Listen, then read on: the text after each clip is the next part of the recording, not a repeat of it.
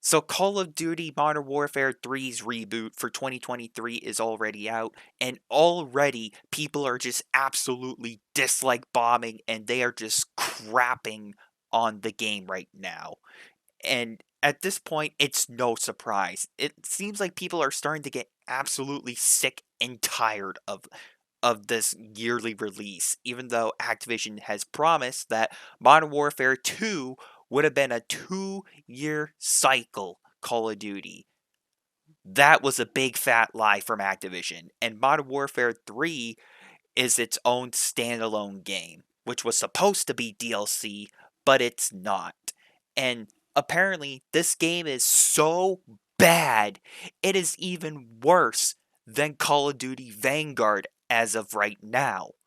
No, I am not joking. I am going to show you the Metacritic scores for Call of Duty Vanguard and Modern Warfare 3's reboot. So, I'm going to show it to you folks, and I'm going to give you my thoughts and opinions on this after. Okay, so before I get started with this, I just want to let some of you folks out there, for those of you who haven't been on Metacritic in a long time, they have done a little bit of tweaking on the webpage, but Metacritic is still the same with the scores and everything. So, as we take a look here for Call of Duty Vanguard's review, the Metascore for people who reviewed the game is at a 73, which is still good, but the user score, which is the player base, is sitting at a 3.6, and that is actually pretty bad. So now let's go over to the newest Call of Duty. So here's the Metacritic score for the newest Call of Duty, Modern Warfare 3's reboot. The Metascore, which is the reviewer score, is sitting at a 53, which is average to not really good. But if we also look at the user score, which is the player base, like me and you, for example, it's sitting at a 1.4, which is very bad. So there you folks go. That is where Call of Duty Modern Warfare 3's reboot is currently standing at the moment.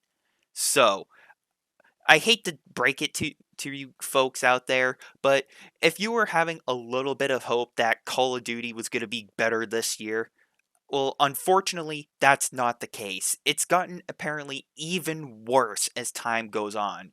There's been a lot of reports from people who are trying to play the game saying like they've been running into some serious technical issues where you needed to get the Modern Warfare 2 disc or something to install the newest DLC for Modern Warfare 3, which is confusing for a lot of people, which is kind of impossible. And it's like, what? But isn't Modern Warfare 3 its own standalone game at this point?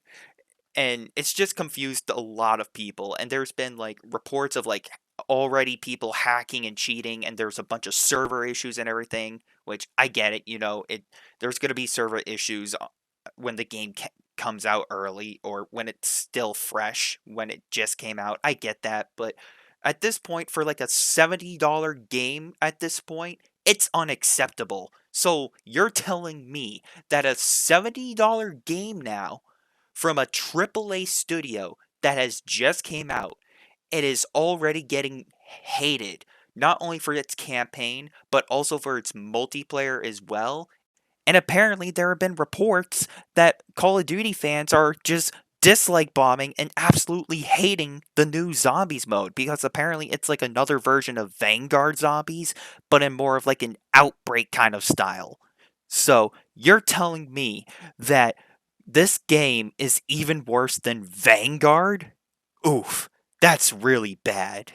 I think it's safe to say, with the current state that the Call of Duty franchise is in, fans are finally getting sick and tired, and they're starting to finally get fed up with this yearly release nonsense that Activision has been pulling for a very long time. But unfortunately, I think we all know how this is going to go. Activision is not going to listen because as long as people keep buying this game every single year, Activision is going to continue to go down this dark road for Call of Duty, and they're going to continue to ignore everyone's feedback as long as this yearly cycle continues.